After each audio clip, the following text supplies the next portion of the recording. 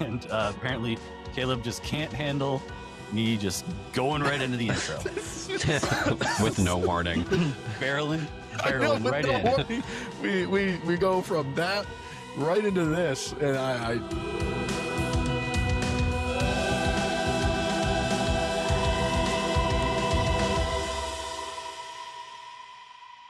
Welcome, foolish mortals, to the Groom Greeting Dads, the show where three Disney-obsessed dads share tips, tricks, and a whole lot more. I'm Charlie, and I'm here this week with Caleb, who we continue to investigate as part of the croc-wearing alien manatees, and Tyler, whose culinary prowess is only outmatched by his love for Walt's original park. Today, we are going to tackle some more questions from the Walt Disney World Tips and Tricks group. And apparently, Caleb just can't handle me just going right into the intro. With no warning. Barreling right in. Warning. We go from that right into this, and I hold on. I guess the main question is, Caleb, am I Dante or am I okay? Is the question. Yes. So Tyler, myself, and Caleb are all part of a team of travel advisors that specialize in Disney destinations. So any of the opinions and funny things that we come up with on this show do not represent anything that the Walt Disney Company has said or has any interest in whatsoever. Yeah, no, they are completely ours. They don't have any idea what we're doing. They don't want them. They don't want our opinions. So we're gonna pop into some news of the week, do a couple news items there, and then we're gonna tackle some questions that we found with our friends over at the Walt Disney World Tips and Tricks group. There's two groups right now. It's a little splintered because of some weirdness that Facebook, but it kind of plagued our podcast this past week as well with a section. Now we're going to tempt the gods here, but if I say 6'7" and put my hands up like this, is it going to get flagged as inappropriate again?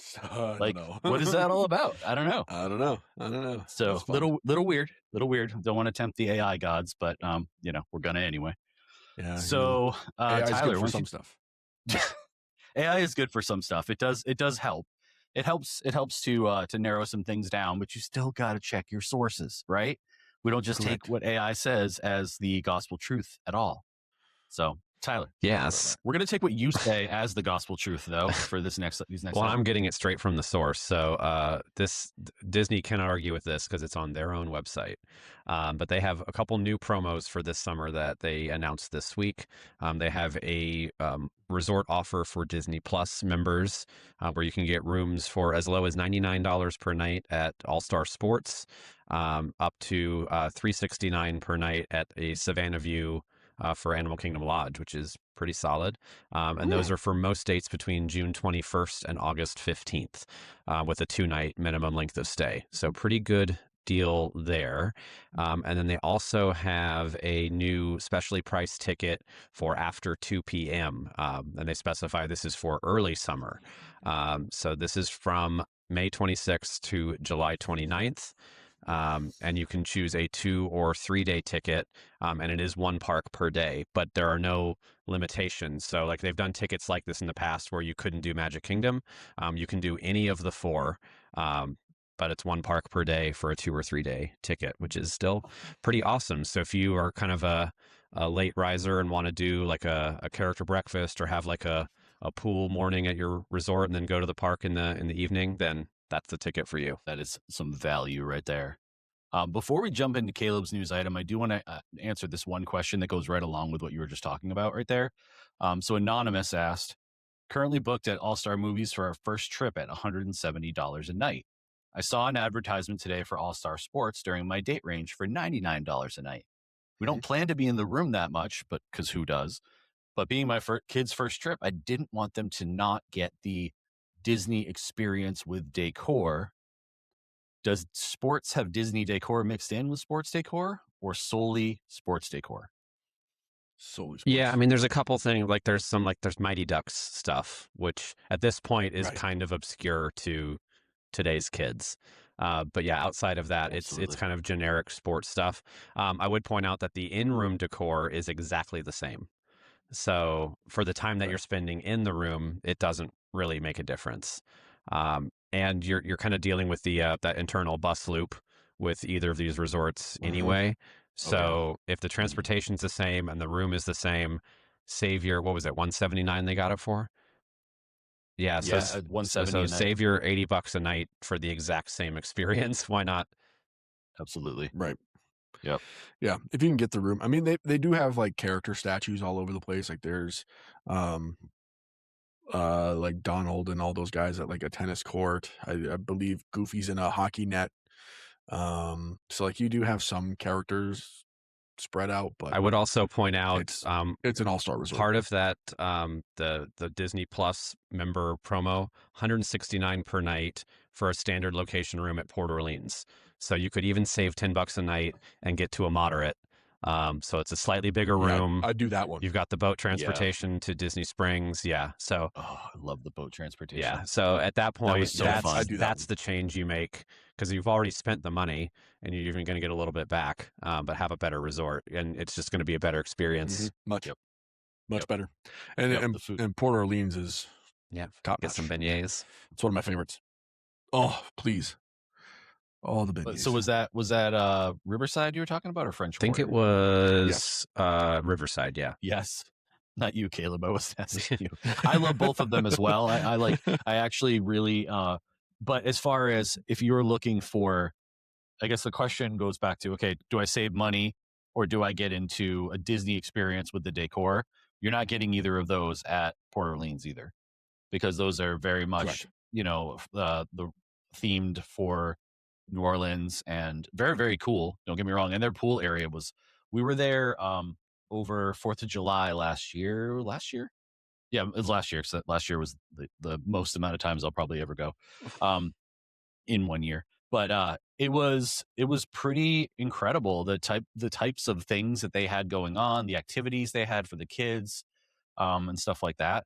But it is not themed in any way around any sort of Disney type of thing. So if you're looking for, so the question then I guess transitions to, if you're looking for a Disney theming, where would you guys go for that? Art of Animation. That was awesome. No notes. Period. Enough said. Caleb, what's your news item? That was amazing. On my screen, you both said it at the exact same time. I don't know what it looked like on your a little bit off, but it was very close. Yeah. Oh my goodness, very that was insane. All right, my news item, because it's ridiculous and it's great, and I think it's something that we should just all look at and just be bewildered over. And I know Ashley's going to love this if she catches it. An Ohio high school marching band has its instruments stolen right before they perform at Walt Disney World. Like, what? Who does that? It looks like, hold on, I'm just pulling it up here. The Ashland High School marching band discovered that their instruments were stolen from their locked trailer at the iDrive hotel they were staying at. Well, there's your first mistake right there. That's the problem. Oh, they didn't stay on property. One of my first thoughts, not to be cynical, but was this just like some poor like equipment manager that forgot to pack them? Just like, yeah, they must have been stolen. No, looks like the theft stripped the band of several instruments. Thousands of dollars of clarinets, trumpets, trombones, and saxophones were all reported stolen. However, that black market for clarinets is blowing up. Right. It's bumping, man. Right. Some of them have been handed down from family members. They were gifts. They have a lot of memories with them, so it's a little bit more than just an instrument for a lot of kids. The band was, however, the show must go on. The band was able to rent the equipment needed to fulfill their dream of participating in the Walt Disney World performance and marching down Main Street, USA. So some people are just jerks. This is true. And I'm going to say jerks because this is kind of PG-13. Kind of, yeah. We'll try to stick to that. I can say from experience that because I got to march in a parade when I was in high school down Main Street, and it was pretty awesome. Although we had to drive all of 30 minutes and not down from Ohio. I was going to say, but you lived there, right? So. Not quite the same. You brought your own instruments from your home. Yes. Oh man, that would suck. Hopefully they, get their instruments found or whatever. Yeah, they. I think when I was reading the article, they were talking about how local law enforcement and just law enforcement in general, and people are watching the internet and watching sites for these types of instruments to pop up, and basically being asked to report anything to local law enforcement. Because holy moly, man, what a messed up. I mean, how do you Why even? would you do that?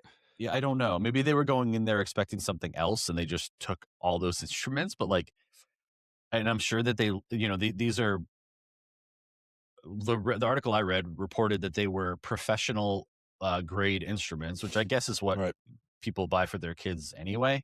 I mean, even what my kiddo has for his flute is still, I would consider professional. Well, grade, if this band is serious enough to be traveling across the country to perform, they're getting the real thing. Yeah. Yep. Right. Yep, well, and that's the other thing too, is like, what, I don't know how in the world how would you confuse a trombone case for anything other than a trombone? I can understand like a clarinet or maybe a flute case, like maybe, but like a trombone and I a was a baritone. 1950s gangster, and I was in there looking for a Tommy gun. Yeah, right. Wow, that was a non-Adam Sandler impression. Very good. What's the matter with you? What's the matter? What's the matter, you? I'm not going down I there. mean, I could definitely do my Italian. I could certainly do my Italian accent. I could do, I could do a Maine accent. A bada bing, a bada boom. A bada bing, a bada Is boom. a Maine accent different than just like generic New England? Okay. Yeah. Okay. What? Now, okay, tangent. sure. Please explain. We're not going into it right now. No. Yeah, how is it? We're not going to go into it right now because I don't want that. I don't You want have to that do the on the impression. record. I Just don't want like that on the record what here. makes it different than like a Boston accent? Yeah, what's the difference? It's the cadence of it. I think that I mean, it's a lot of those same types of things, but it's there's definitely a main version of it, and I'm sure we could find something on YouTube that would show you exactly what I'm talking about. But because Boston has their own certainly has their own tone to things. Yeah, they do. Yep. Yeah. Matt Damon and Yeah, Ben I was gonna say, Affleck Good Will Hunting, definitely nailed for it. sure. Good Will Hunting. The khakis. Are you saying khakis? Yeah. How do you like them khakis? apples? So yeah, no, we're not gonna get into that right now. But we maybe another time. Like if I have time to like get into character and I could do my main accent, because I've spent my entire adult life trying to avoid having any of those accents whatsoever, because I just don't like that. I don't like what it stands for. That part of Maine is very different than other parts of Maine. But I don't think I have an accent. I mean, Liz has. Has an accent for sure. No, yes, Liz. You has an don't accent. really. Yep. There are Liz, definitely some terms that you will drop that are Midwest, but what's the soda? Like holy buckets. Yeah, stuff like that, and like you also say pop. It's pop. Of course, it's you pop. say gall. You say gall all the time too. You don't finish the word. It's not golly, but it's gall. No, it's gall. Yeah, golf. Golly. See, I can't golly sounds like if I have to say the word golly, like that's a real big situation. That's way too like 1950s. What, golly? Yeah, just sounds like it's from Leave It to Beaver. I'll say like gall, or I'll say like don't you know? Don't you know? Yeah, that's very that's like the most. I say don't you know? No, you don't. I do too, a lot.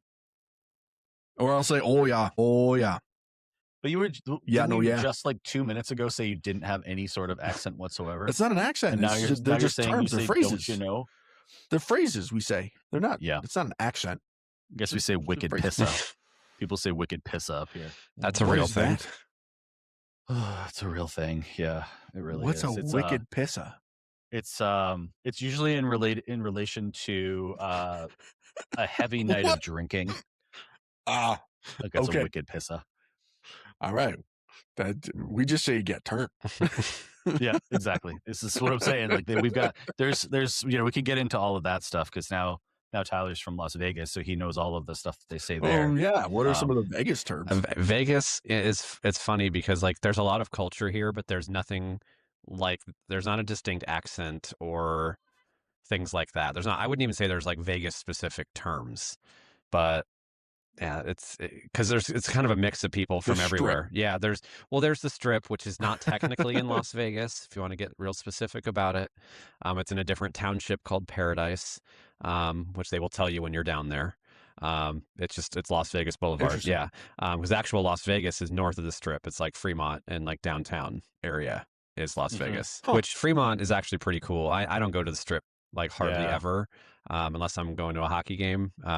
But Fremont, if it wasn't such a pain to get in and out of, I would go all the time because there's a lot of cool like lounges and restaurants down there, even away from like the touristy stuff and like the Fremont Street experience and all that nonsense. But there's some really cool stuff up there. So, and I think the Vegas culture, honestly, now is more like really embracing like the locals and not just all about the tourists coming in. So like Good. one of the cool. big things that Good. like all Yeah, that's these good. sports teams that are coming here now are pushing this like Vegas born like kind of, except for the Raiders. The Raiders don't do it because they don't care, because the NFL is going to get people anyway.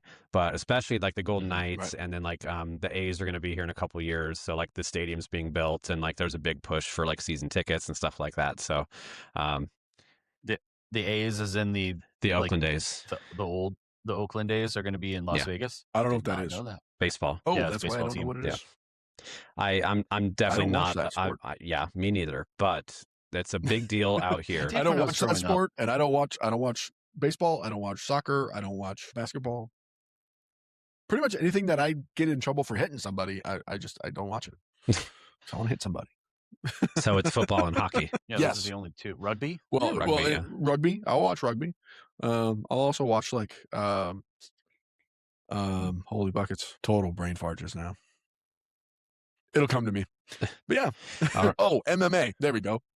No, I thought we were those talking guys sit about together. sports. What about boxing? UFC is a sport. Boxing, sport. Boxing's more of a sport than UFC, in my opinion. But I really like boxing. Boxing's fun. I mean, in recent years, the stuff that has been the most televised and publicized boxing matches have been the least technical boxing matches. They've been Yeah. like Tyson versus Paul. Like what are we well, doing? because that becomes more right. about the spectacle than the sport.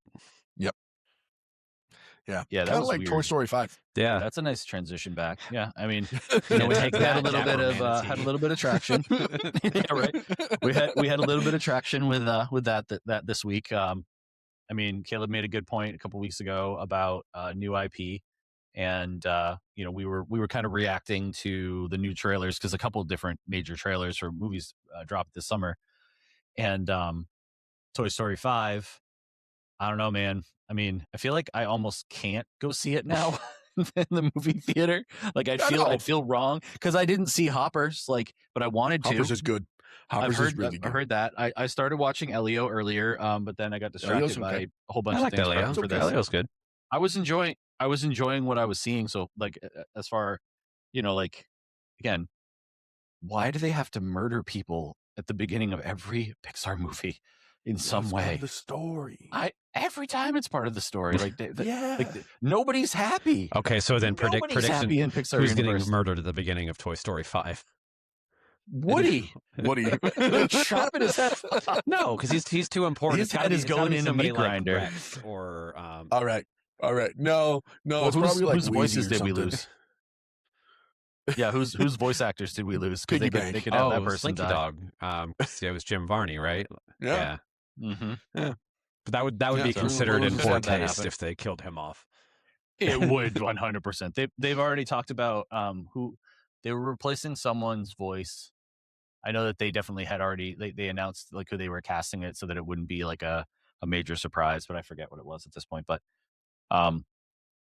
either way, Yeah, I don't know. I think that Disney needs to keep doing what they're doing with coming out with new ideas 100%. and not necessarily make live action versions of the same ideas. We don't necessarily, I mean, part of the wonder of Disney animation is that those things can exist because they are fantastical and magical and wondrous. And yes, certainly CG can do all of those things with real people, real actors with green screens behind them, but we don't necessarily need that.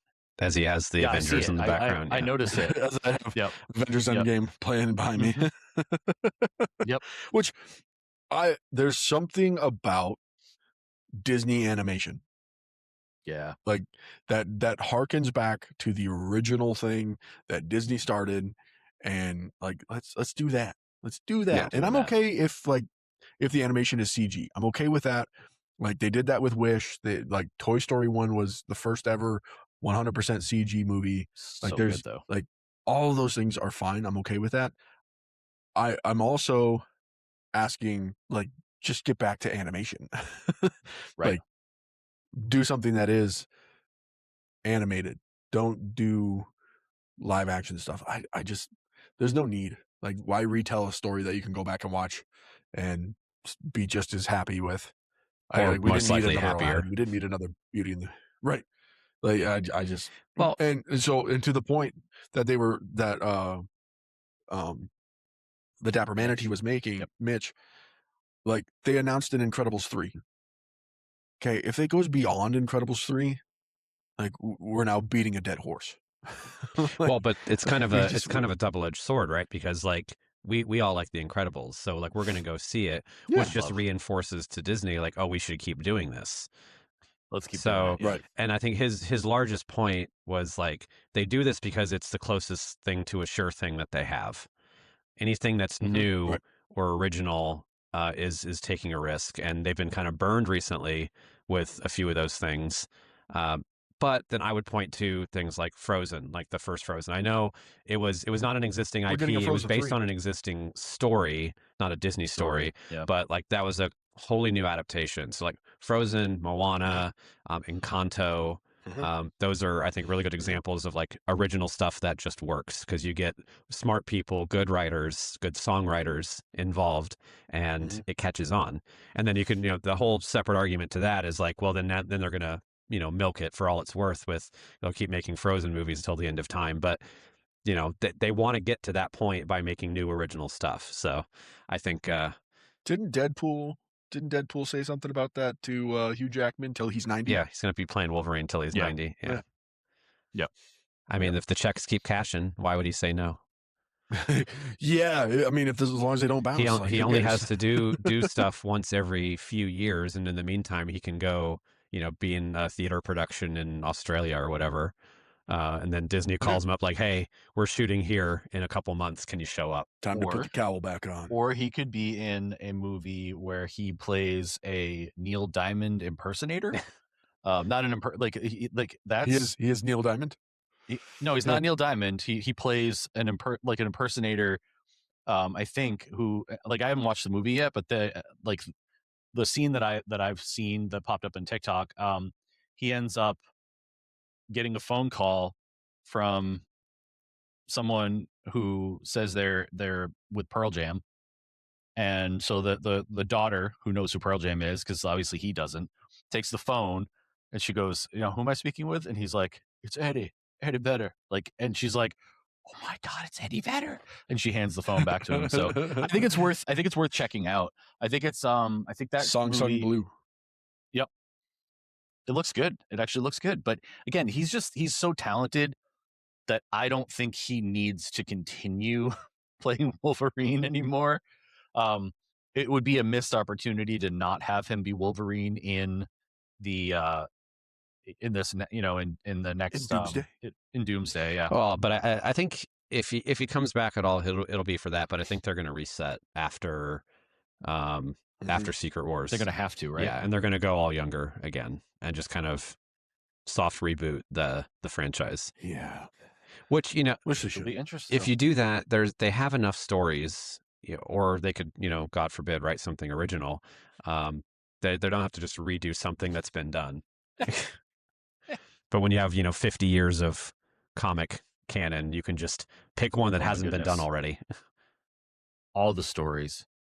There's so many stories. So this is the last rumor before we get into our main topic. The kid who played I'm going to look it up right now really quickly. He played Lucas in Stranger Things. Okay. Has been seen over the past couple of weeks working and practicing gymnastics. Miles Morales. So the speculation is that he may be Miles Morales, and I don't think it's I am speculation. here for it. What? I don't think it's speculation. I think it's probably going to happen. But that's what speculation is called. What do you mean? What are you talking about? No. He's No, declaring. We're not He's speculating. declaring that We it's don't going to know. happen. Declaring it. It's going to Okay. happen. All right. So then Sadie Sink should also play Gwen Stacy. Well, no, because she's going to be Jean Grey. And she could be Gwenpool. No, she's That's not. the rumor that she's Jean Grey. Yeah. Why would she be Jean Grey in the Spider-Man universe? Well, no, but like she's cast. She's in the new Spider-Man movie, and the rumor is that she is going to be Jean Grey. Jean Grey. Right. So but that's never been a thing in the MCU. I mean, yeah, they've been in the same universe. Yeah, I guess. Okay. Yeah. Now it's not confirmed. I'm okay with that. It feels like that would make a lot of sense. Yeah, that's probably going to happen. But her character is so like her character in Stranger Things would work so well as a Gwen Stacy, like the Gwen Stacy from the multiverse, in the Spider-Man multiverse. Like and she's like not credited as anything specific at this point. Yeah, but like Jean Grey. Smart. She could be Jean Grey, but no, we don't need another like. I mean, the ever powerful Jean Grey character. I don't know, man. All right, should we do some questions? I mean, Jean Grey's pretty cool. We could probably get into some questions. I mean, we could spiral out of control and just talk about Marvel and Disney for the next hour, or we could answer when has that ever a question happened? that R3 asks. Never. What would you say? We don't ever What go off would the you rails. say is a must-pack item or items when planning for Disney at the Caleb's parks? going to say Crocs. Crocs are not something he has to pack. He wears them. All right. He has to wear his dress Crocs sometimes. Those are a thing. 1,000 That is a milligrams thing. of caffeine. That's a thing. Battery pack. You need one of those. The battery pack. Yep. I would say we kind of touched on it. Was it last week or the week before? But order some rain ponchos ahead of time. Last week. Yeah. Yeah.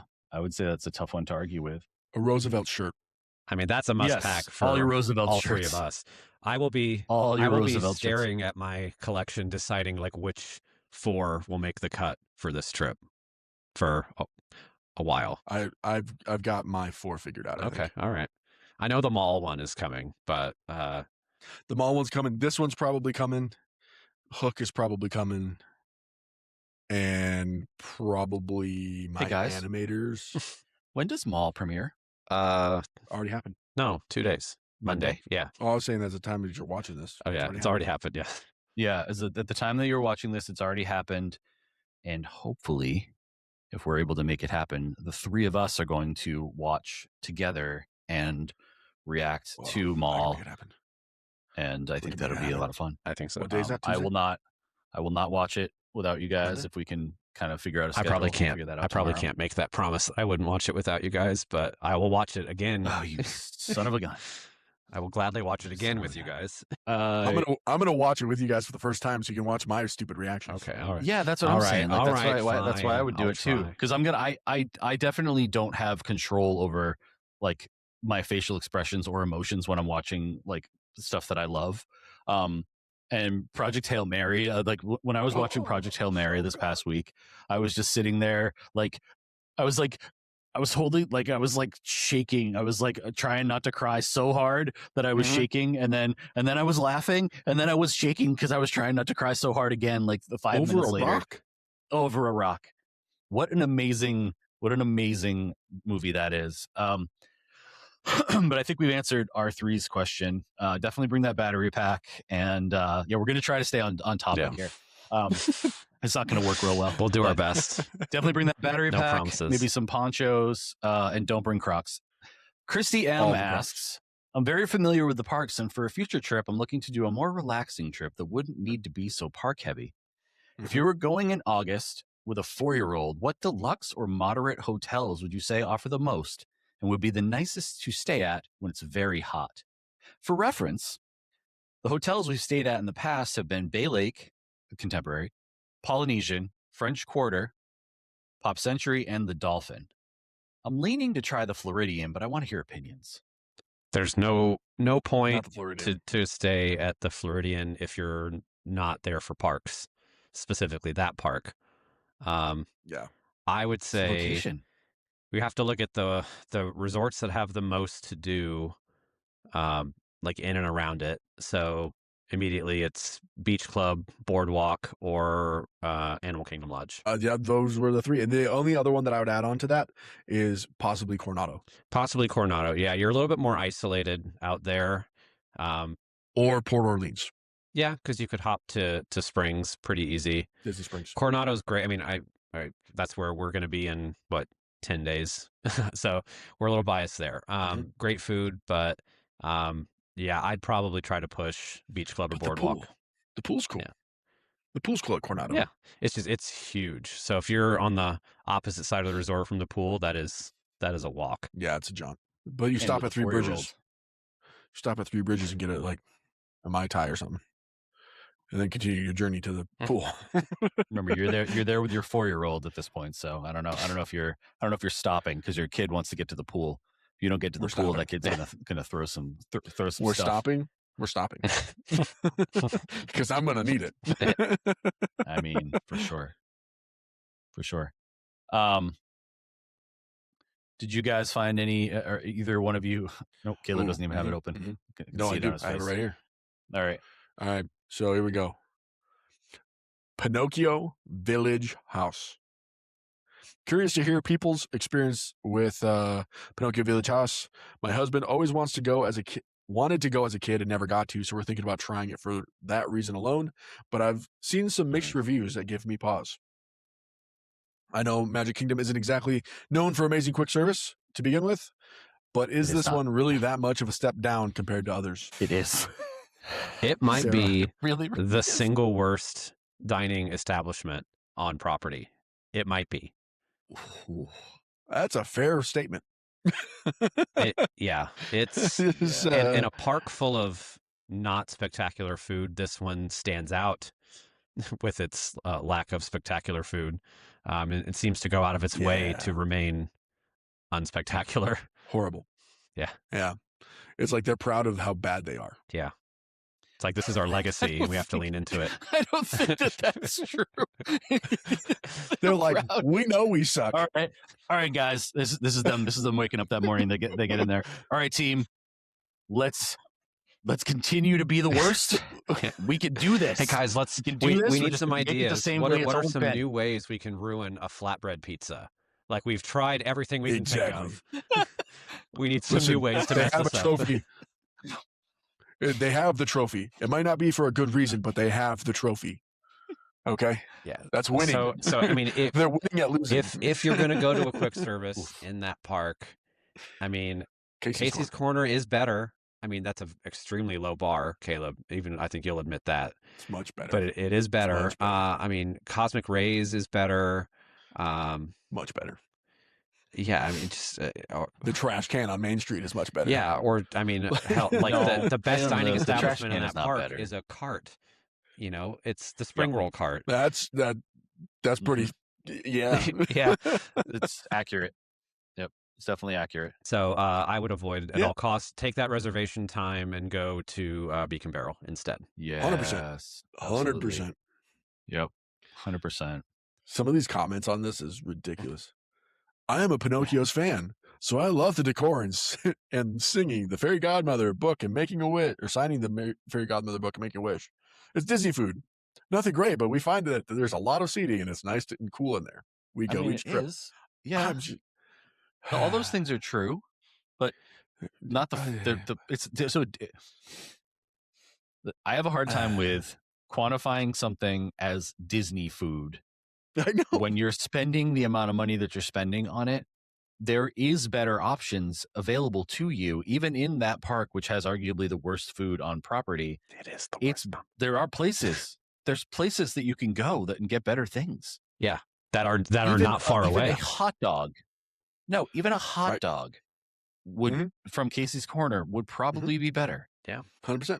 But those spring rolls Not would probably. definitely do you good. Yeah. At this point. And like, you're going to spend the same amount of money for those cheeseburger spring rolls, and you're going to be happy about it. You are. And then you're going to get home and you're going to go online and you're going to find a recipe and you're going to try to recreate those and you're going to fail 100%. spectacularly at that.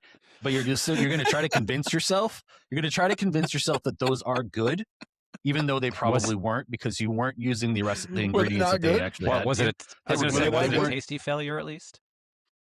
It was a tasty failure. Yep. Okay. But I think that there were parts of it that that definitely the recipe called for that were a little bit different. I was trying to modify like some of the spring roll part of it. I was trying to modify that with a mission spring roll instead, and they were good. But again, get the spring rolls. Yeah, that's got to be the hardest part to replicate is like that exact texture of that's for sure the wrapper that they nail every time. It's like exactly the same because we tried multiple different types while we were at the holiday party. So Chris W asks, how come there are never any reservations available at Bibbidi Bobbidi Boutique at Magic Kingdom Park? Should we assume that he's not online at the 60-day mark at midnight to do this?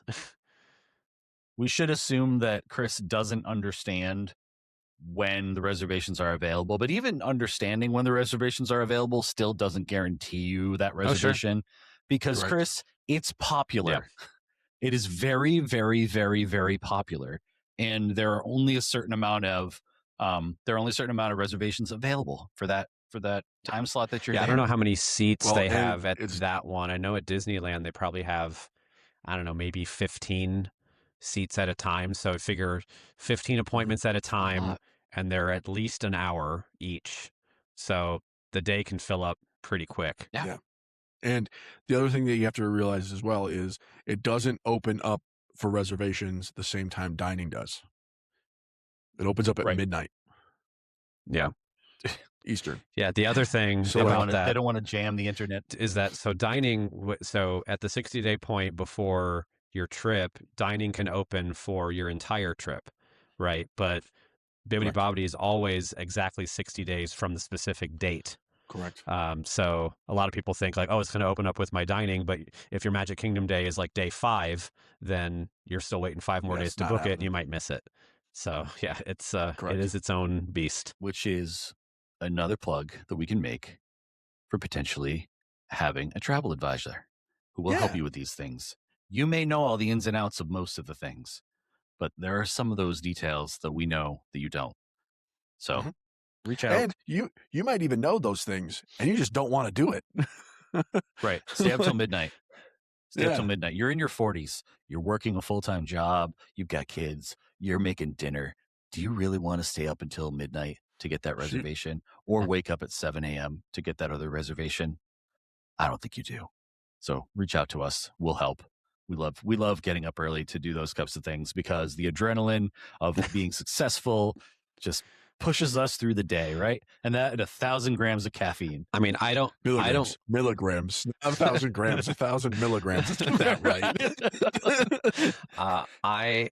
I don't love that dining opens at 3 a.m. my time when I'm booking a Disney World client. Yeah. This is true. So the Bibbidi Bobbidi one is 9 p.m. my time. East Coasters. That's pretty doable.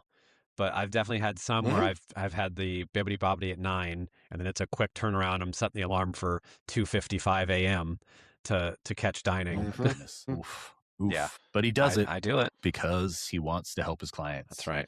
Because here's one that's right up Tyler's alley. Allison Joe H asks, I need all your favorite snacks and treats in Animal Kingdom and Magic Kingdom. Bonus points if you have a picture. We don't have a picture right now. We're not going to make Caleb do crazy editing and put up pictures of everything Tyler's about to say about snacks, or will we? We're not going to say insert a photo here or here or anything like that. I'm not going to do that. No, I'm just gonna get my fingers ready. So we'll do Magic Kingdom first because that's probably a shorter list. Because we just kind of talked about it, but yeah, the spring rolls, of course. You can get the cheeseburger. You can get the pepperoni, but you should get the cheeseburger. Oh, so good. Honorable mention, I really hope they come back this year. The Reuben spring rolls that they had during the Christmas party, Those were they were so real good. They weren't cheeseburger good, but they were very good. They were I think I so ate good. my weight in spring rolls that night. That was a lot. They were good. Elsewhere in Magic Kingdom, I mean, of course, the Dole Whip, preferably in the float version. So, because I feel so bad. Charlie's first Dole Whip experience was not a good one, but no, it's got to be the float, especially on a hot day. I would also shout It out. wasn't hot when we had it either. That was the other thing. It was cooling. It was at night. Yeah. You know, like it was definitely not a hot day. I think the stars were not aligned for you to have that be your first experience with Dole Whip. But trust me when I say on a hot day, it's real good. I would also shout out one that Caleb had on his snack rankings, the Gaston's cinnamon roll. Thing is the size of your Actually, head. you should make the cinnamon roll make the cinnamon roll appear over your head because of how big it and is. put it to scale. Yes. Yeah. Notice that we're not going to mention turkey legs or churros or any of those things that you just shouldn't get in Orlando. Yeah. For Animal Kingdom, there's a few. I forget the name of the cart, but there's like a French fry cart where they do all the different like flavors of fries. They had like a buffalo chicken French fry that's really good. Yeah. The cheeseburger pods from Satuli Canteen are fantastic. Almost everything in Pandora actually is pretty good. Like there's even this like little snack cart where they have these really good popsicles. So I would do a special shout out for those. Yeah, I'm drawn up. I mean, I'm thinking of like the restaurant stuff. I'm not thinking of a lot of snack stuff for Animal Kingdom because I'm like thinking of like Yak and Yeti has some good stuff. Yak and Yeti. The lounge has those couple of different churros, and those are really good.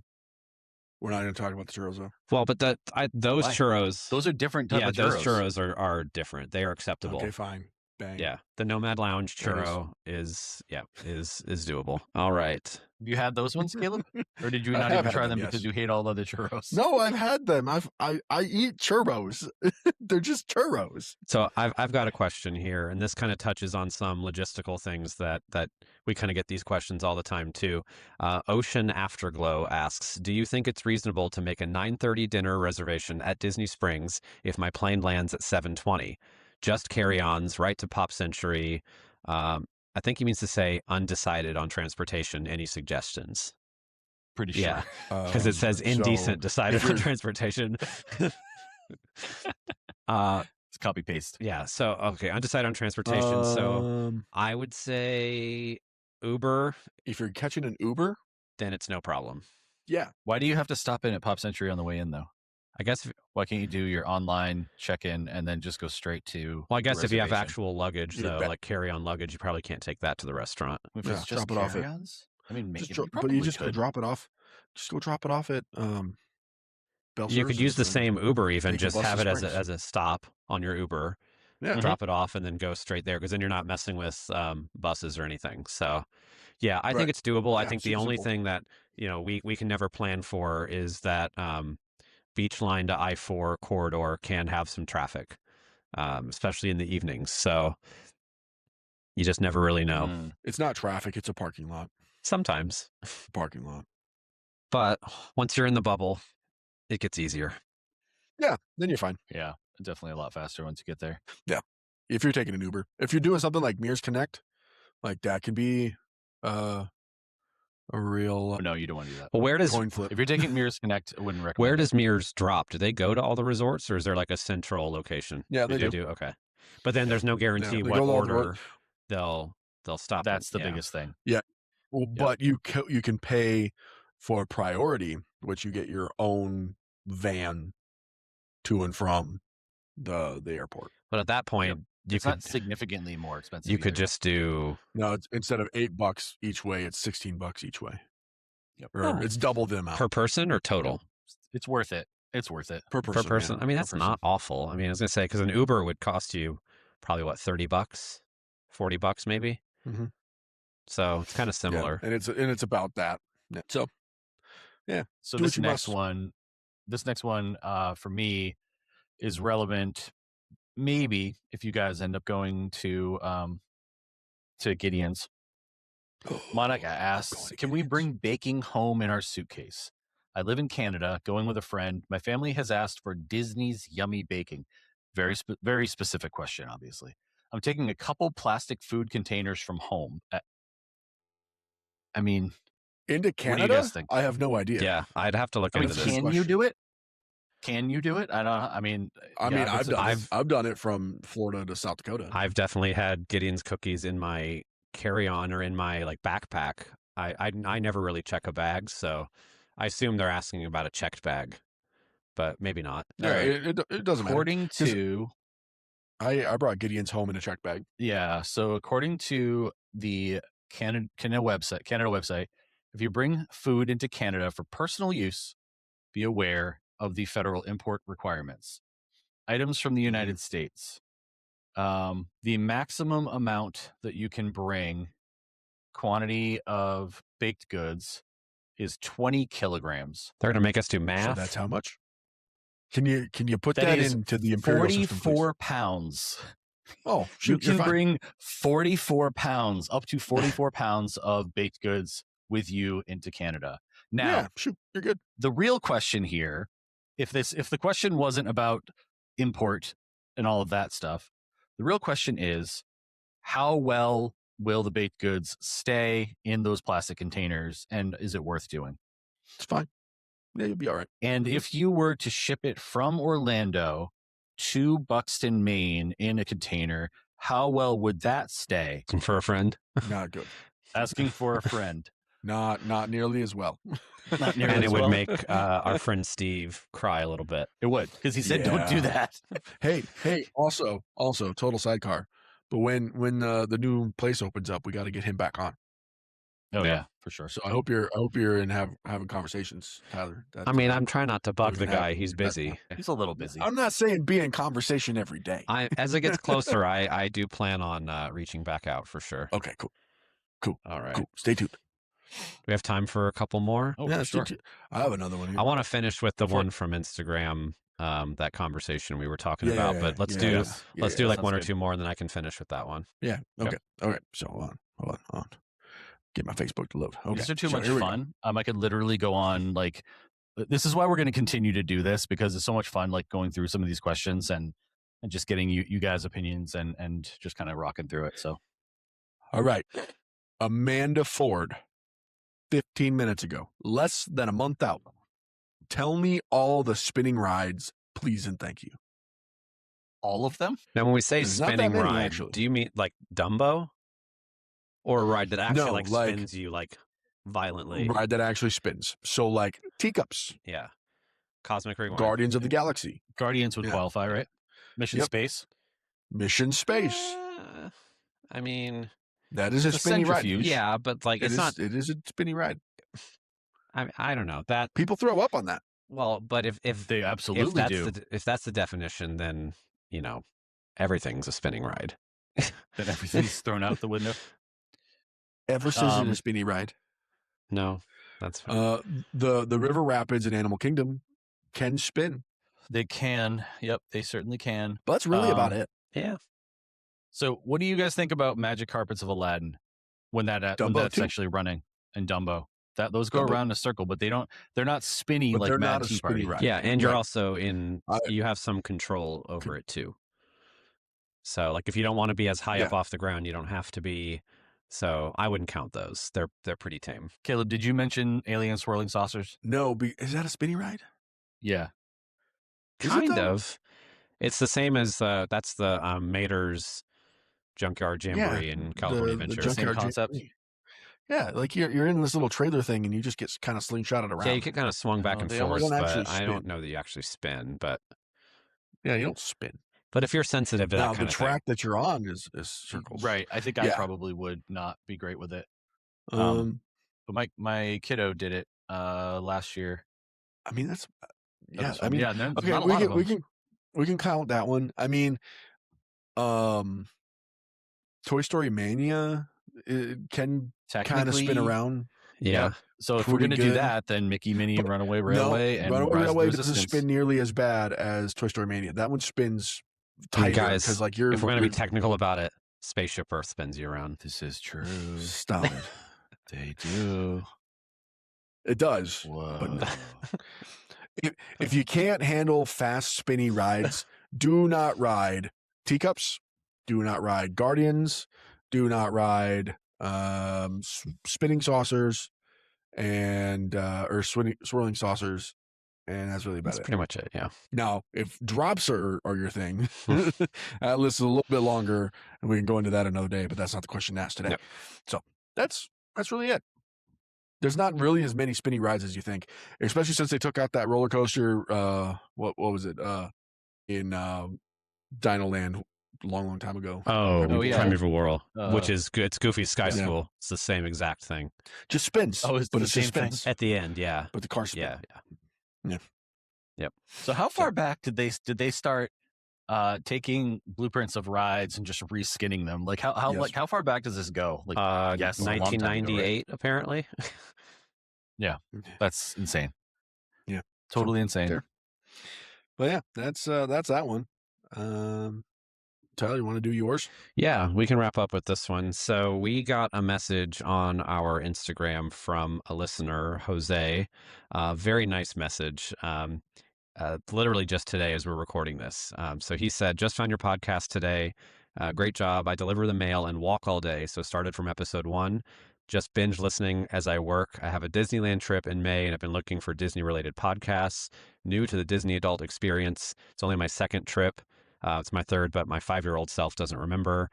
Went last year and was left hooked and look forward to the next trip. Keep up the entertaining and informative podcast. So I just responded and said, thank you so much. And that we're doing a lot of like listener questions and stuff like that. And so he said that the only things he really has on his mind is how to really use Lightning Lane well in Disneyland and DCA. It's going to be his first time using a pass like that. So I thought that was something good. I know we've kind of touched on it in episodes before about the difference between Lightning Lanes coast to coast, but specifically at Disneyland, let's just highlight a couple of things that are different. So the biggest difference is that you cannot book actual Lightning Lanes ahead of time. You have to wait until you're in the park. So that definitely prioritizes being there for rope drop for sure. Big time. Yep. Yeah, and it also prioritizes what lightning lanes you pick and when you pick them. Okay, like if I'm going to Disneyland, I'm not going to pick a lightning lane for the first hour of park being open. Like I'm gonna push out an hour because I can probably ride 1 or 2 rides in that first hour with very minimal wait. After that, now the park's pretty full, and now then I can start stacking. Yep. At that point too. So stacking is awesome. So stacking the lightning lanes is really going to be a big thing that you want to do. That way you can just go ride to ride to ride, and you're just picking lightning lanes right in line. So you that's what I would. Yeah. So you can have up to 3 at a time, and then once you scan into one, you can book your next one. So that's what we mean by stacking them. Yep. And then another important thing to point out is that each park does have one ride that's the individual lightning lane or the fancy ride. So in Disneyland, that is Rise of the Resistance, and in DCA, it's Radiator Springs. So depending on the crowd levels, it may or may not be worth it to you to spring for the individual lightning lane. You could always wait standby, but the reason those they can charge extra for those two is because they usually have a 60 or more minute wait. So in my experience, it is worth it, especially if it's your first time going. Just kind of build that into your budget for each day that you're in those parks and make sure you don't miss those. Yep. Yeah. And in the one time that I got to spend a couple of days in Disneyland this past year, I was able to walk on to Rise of the Resistance, which kind of blew my mind, honestly. Being able to walk on to a ride that I've never been able to even consider walking onto at Disney World when we were at Disneyland was pretty awesome. And but you're gonna you'll be able to tell kind of the week leading up. I think you can if you take a look at some of the wait times, you'll get a sense of the time of year and what things are happening. And like the three of us always here to kind of give you a sense of what's happening, because we don't have the inside scoop, but we kind of have an idea of like where to go to look for some of those things, and what's a good idea, what's a bad idea. I don't think when we were there, did we pay for any individual? We paid for Radiator Springs Racers that last day we were there for individual Lightning Lane. But outside of that, we didn't pay for Rise. We paid. No. But the cool thing about Disneyland, and I love how Danielle's introduced that a number of years ago now, and it just kind of stuck with me, and then I realized that it's true. Disneyland tells you what you're going to do. Like you don't really have to do a whole lot of planning. You just kind of go in, check what's available, and you pick one. Like you don't have to really stress over it like you do at Disney World. Yeah. So like that's one of the benefits to Disneyland. There's definitely a couple of rides that fill up a lot faster. So I guess the only strategy. 100%. Yes, that's true. Like, and I agree with what you said, Caleb. Is like, yeah, maybe not for the first hour, because you can rope drop, Peter Pan or some of the Fantasyland stuff, or you can do my move and rope drop Jolly Holiday and get the breakfast croissant. 100%. But yeah, I mean, priority one, especially if you're in the hub, is to try to get Indiana Jones, because it's right there. Right. And if you wait a couple hours, you're going to be pushed back till like the evening. And that's, if it stays open the whole day. That ride is known for shutting down for long periods of time. So to that point, right? Go rope drop Indiana Jones, grab a Lightning Lane for later, and ride it again. Could. Why not? Definitely could. And while you're in line, because you can mobile order your croissant. Well, but when we were there, Tyler, that year, we got the croissant and we still walked on to Indiana Jones. Yeah, and then we had to sprint back to our training. Well, we don't have to worry about that, but we did it. We did it. Yeah, these people probably don't. Have to worry it was ill advised, but we did it. Not something we need to. Well, we did it. Yeah. Because it was like, why wouldn't you? Like, it's right here, and there's like no wait. Yeah, I think the wait time said 15 minutes, but that's 15 minutes to walk through the queue. So that's what I mean. Like that's all it takes. Yeah, fun. So there's really cool things about Disneyland that's different than Disney World. And I mean, honestly, I wish they could do the Disneyland version of Lightning Lane at World. I just know they can't. I wish they could. It's too big. Right. It's too much going on. It's too big. I mean, they certainly do need to revisit it. And I would love to kind of tackle that on a later episode of like, it would probably be something we would have to spend a little more time thinking about, like what would be the perfect sense of that in terms of like what to do, like what could you do to make this better? Yeah, Fast Pass was well, I think the question that I would have, not to dive too far into it now, but like why do they make you wait until that 7-day mark to add it? Why can't, if you want it and you're booking a package, why couldn't you just add it at time of booking? Like I don't. That's a great question. I don't see the logic behind that, because like I get like, so the way it works for those who don't know. So at the 7-day mark, if you're staying on property, you can book your first 3. If you're not staying on property but you have a ticket or a park reservation, you can book 3 days before. Is that right? Yeah. So that basically staying on property gives you a 4-day head start, which can matter for sure. But I guess they could keep the same booking window. But I always go back to like budgeting. And one thing I like about Disneyland packages is that you can add it at the time of booking, and you can't do anything with it till you check in the park. But at least, because I always tell clients, like, we're just going to pretend that's part of your ticket price, because you're doing yourself a disservice if you don't have it. So I like that Disneyland just has it there, and so there's no mystery, and like, because you won't necessarily know what it's going to cost you until that 7-day mark, because the price fluctuates depending on the date and crowd levels. Right. Correct. Right. Yeah, I wish that they would. I remember when they used to have it as a thing you could purchase part of the package, and then they took that away, and they just never brought it back, and it frustrates me. There's got to be some logistical reason why, but not that they share with us. No. Yeah. They definitely don't. It's one of those weird things that you're when you're telling your client, you have to set that expectation and be like, listen, here's the cost of your vacation. However, a week before you go, you're going to be dropping this amount of money to be able to, skip the lines to be able to ride a lot of those rides that you want to ride. But we have to set that expectation for somebody. Imagine not doing any of that research. Your 7 days passes and you get onto property and you're like, I want to buy Lightning Lane. And then you do. And then you're like, then you're out. You're able to get some things, but you're not able to get But you all think the about things. the volume of people that are staying on property or the surrounding properties that had, at least a 3-day head start on you. You're cooked. Yep. It's over. Yeah. It's too much. So the last thing I'm going to end with, we had touched on this before we thought that our boy Eric, his choice, is it a consensus that Disney World is better than Disneyland? Was that he said that it was Disney World was better, right? Mm-hmm. I thought he said West Coast in his comment. He said Eric said gonna go with West Coast. Yep. So Eric has confirmed. Did I convert? Changed his mind. Am I that good? I think you may have, because I think you may have done it. I very much remember him saying that he liked East Coast better because More times he goes. I know, like, that's just what it is. But he said he liked East Coast World better, because he could escape the crowds. Mm-hmm.